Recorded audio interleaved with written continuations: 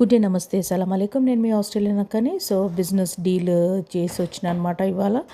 So delivery వచ్చేసినాయి, IBC tanks delivery వచ్చేసినాయి. Plus would కూడా మొత్తం అంతా ది ఫారెస్ట్లో అడవిలో వుడ్ కట్ చేస్తారు కదా, అక్కడ నుంచి లాగ్స్ కట్ చేసి మొత్తము చిన్న చిన్న పీసెస్ అనమాట, వుడ్ పీసెస్ మొత్తము ఇక్కడికి పంపిస్తే ఇక్కడ మొత్తం అంతా ప్యాకింగ్ గీకింగ్ అంతా ఇక్కడ అవుతుంది అనమాట ఇంటెనకాల.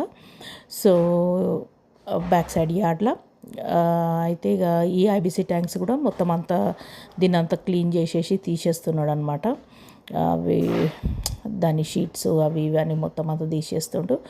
ఇక అది సంగతి. ఇక బిజినెస్ డీల్ అయితే ఓకే అయిపోయింది. ఎందుకంటే చెప్పినా కదా, మా బాస్ అంటే చాలా మంచోడు అనమాట, మా డీలరు.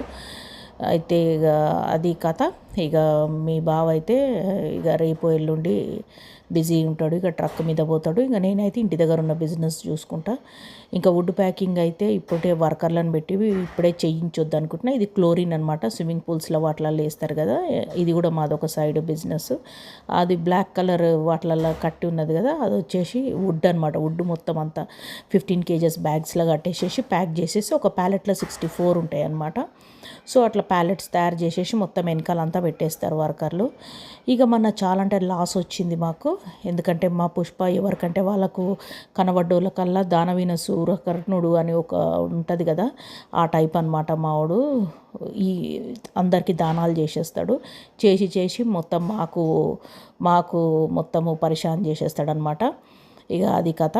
ఇంకా వరదలు కూడా వచ్చినాయి, దానికి కూడా చాలా అంటే చాలా వెనకాల లాస్ వచ్చేసింది. కట్టలంతా తడిసిపోయి చేసి ఇంకా ఇక ఇప్పుడు మళ్ళీ ఇంకా నేనేమన్నానంటే, ఇంకా నేను ఇప్పుడు ఒకటే టార్గెట్, ఓన్లీ మనీ అంతే చెప్పేసిన నేను.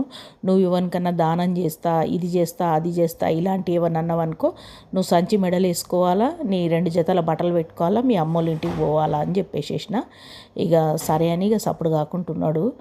ఇక భార్య బాధితుడు అనమాట. ఇక ఏం చేస్తాడు, లేదు అమ్మో చాలా కోపిష్టి మనిషి, పెద్ద విలన్ గాడు.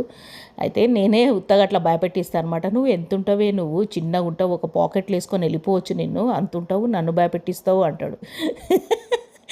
అయితే ఇక అది సంగతి. నేనైతేనేమో ఫ్యామిలీ సెంటిమెంట్ అనమాట.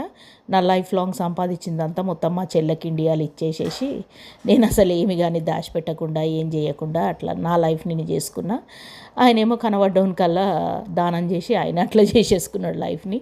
కానీ మాకు ఉల్లిగడ్డ టమాటాలు మాత్రం పండుతాయి. మాకు దేవుని దయ వల్ల ఆ పరిశాన్ ఏం లేదు.